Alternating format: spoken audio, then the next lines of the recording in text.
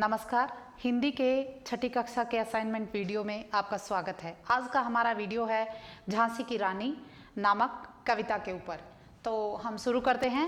सबसे पहला प्रश्न है, किसका अभिमान आहत हो रहा था? मकानों में रहने वाले लोगों का अभिमान आहत हो रहा था। अगला प्रश्न है प्रश्न नंबर 2, कुटियों में रहने वालों की क्या दशा थी? जो लोग कुटियों में रह रहे थे उनकी दशा, वे लोग वेदना से ग्रस्त थे, क्योंकि अंग्रेज उन लोगों के ऊपर बहुत सारे अत्याचार कर रहे थे। वो अंग्रेजों के अत्याचार को सह रहे थे और वेदना से ग्रस्त थे।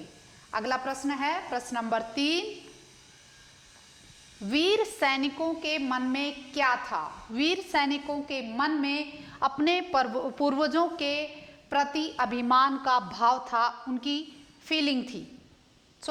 वीर सैनिक ये सोचते थे कि जो हम बहादुरी दिखाएंगे वो हमारे पूर्वजों को और सम्मान दिलाएगी। अगला प्रश्न है, स्वतंत्रता की आग में की लपटों को किसने और अधिक तेज कर दिया या भड़का दिया?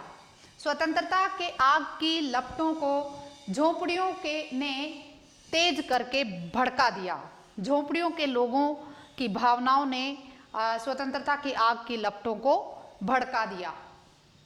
अगला प्रश्न है, किस स्वतंत्रता संग्राम की बात यहां पर कवित्री ने इस पद्यांश के द्वारा कही है?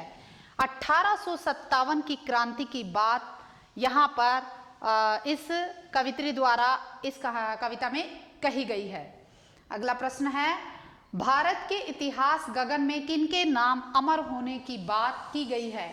कौन भारत के इतिहास गगन में अमर होकर उनके नाम चमकेंगे? वो हैं अजीमुल्लाह और नाना धूंधू पंत। नाना धूंधू पंत और अजीमुल्लाह के नाम जो है इतिहास में सुनहरे अक्षरों में लिखे जाएंगे। अगला प्रश्न है प्रश्न नंबर 7, युद्ध क्षेत्र में रानी के पहुंचने के बाद कौन आ पहुंचा? अंग्रेज सेनापति लेफ्टिनेंट वॉकर वहां पर रानी के बाद आ पहुंचा। अगला प्रश्न है, रानी के घोड़े के स्वर्ग सिधारने के क्या कारण थे? रानी का घोड़ा स्वर्ग क्यों सिधारा? उसकी मृत्यु कैसे हुई, क्यों हुई? रानी का घोड़ा लगातार 100 मील से दौड़ रहा था। वो घोड़ा दौड़ते दौड़ते थक गया और थकने के कारण अचानक गिर पड़ा। जैसे ही घोड़ा जमीन पर गिरा उसी समय तत्काल वह स्वर्ग सिधार गया।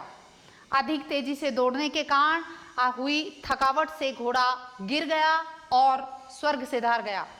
इसी के साथ आज का हमारा वीडियो यहीं पर समाप्त होता है। धन्यवाद।